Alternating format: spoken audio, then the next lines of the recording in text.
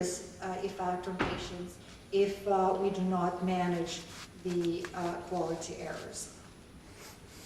And so if we look at them, what are the quality errors by test type?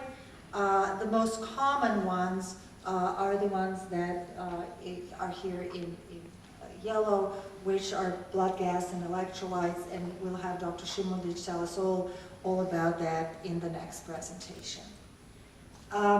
We try to look at the frequency of repeats of point of care and near patient testing tests in a hospital system, trying to, with a hypothesis that if there are a lot of repeats, yes, some of them be due to patient care, but some of them might be due because there were some errors or some differences between potentially a point of care and a core lab test, and that's why we have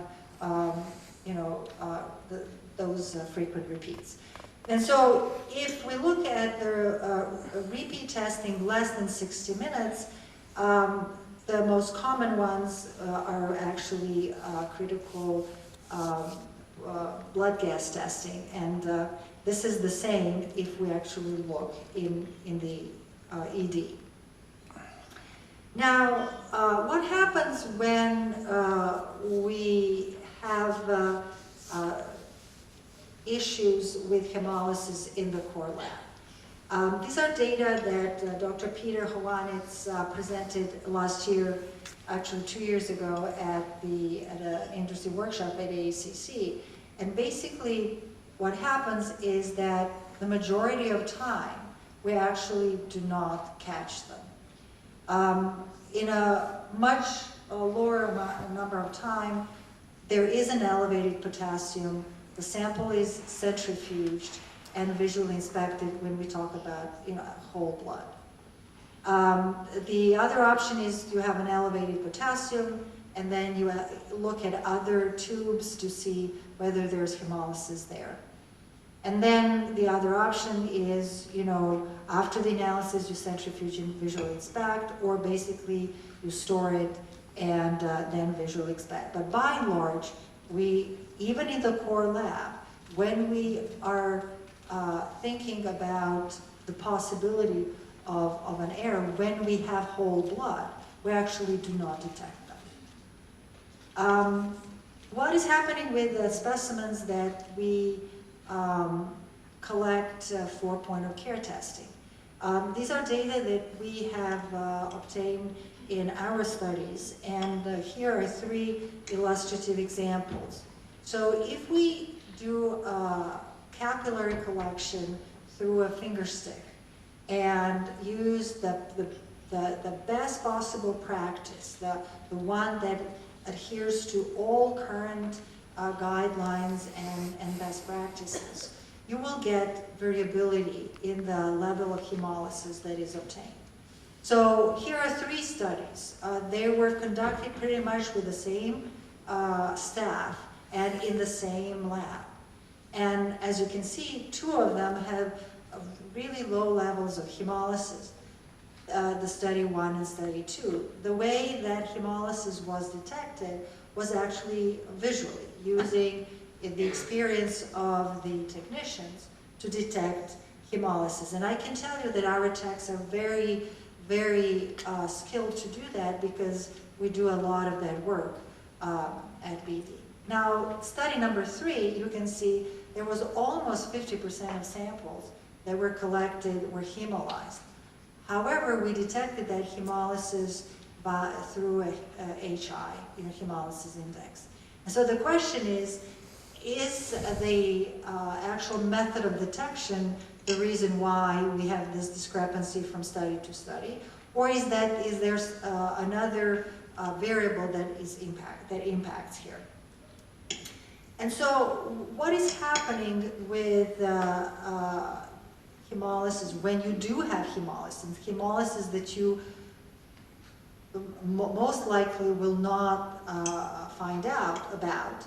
How does that hemolysis impact analytes? And here's example for potassium compared the point of care and the core lab. And as we know very well, if we have an increase in hemolysis, through the free hemoglobin, if you look at the HI index, as the amount of hemolysis increases, the core lab value or testing of the potassium in the core lab, you will get higher values. And it's pretty much the same if you do the testing with a point of care instrument. However, not all analytes behave the same. And so here is an unexpected finding. BUN. So if you look at the BUN values with the rising amount of hemolysis, in the core lab, if you do it on a core lab instrument, you basically see no difference. But if you do it on a point of care analyzer with whole blood, with increasing hemolysis, you are getting basically positive bias. And to some extent, that happens when we have plasma, but to a lower degree. So one has to be very careful not to assume that if an analyte is not susceptible to hemolysis in the core lab, the same will be true for point of care. And why is that? Because the methods of detection of certain analytes vary drastically between the core lab and the point of care testing. It's the same thing if you think about critical care testing, and the frequency of hemolysis in critical care is about 4%. And if you look at the HI of 60 as a cutoff between no hemolysis and hemolysis, as I said, you will see about 4%. And the level of hemolysis in the emergency departments are typically higher than the ward, which kind of is in sync with all the other reasons for hemolysis when we do testing in the core lab. Now, one can ask oneself, so how does the poor specimen quality impact the healthcare institution, if you would, especially if you think the difference between the point of care testing and the core lab. So here are data which represent the basically cost of poor specimen quality.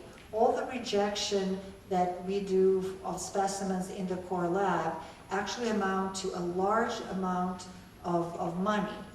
This is a big tertiary care institution, and basically the total cost of the rejection, if you add patient treatment cost, if you add laboratory investigation, redraw cost, and all other unnecessary investigation, and the collection consumables, would add to about $5.5 million. And for individual each, if you divide the number of rejections into this number, you get an amount about $350 per rejection. So, do we have any idea, number one, does the poor quality in point of care have any other financial repercussions in the healthcare system? I would venture to say yes. So this is an analysis that we have done using two different scenarios. So if you collect blood exclusively through a syringe, we have estimated that the error rates, and when we say error rates in the preanalytical phase of any kind, amount to about 15%. And so what happens is that your syringe is very cheap, that's 15 cents. But all the error rates would actually cause redraws, retests, and so forth, and you will incur this additional waste, so that your total value per test, or the amount of dollars that you spend per specimen, is actually $3.55.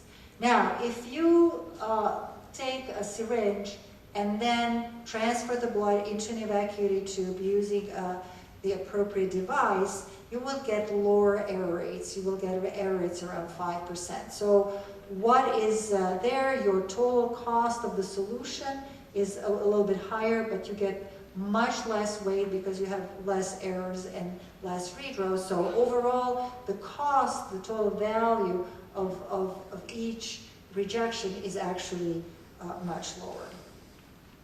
So how can we reduce preanalytical errors in near patient testing and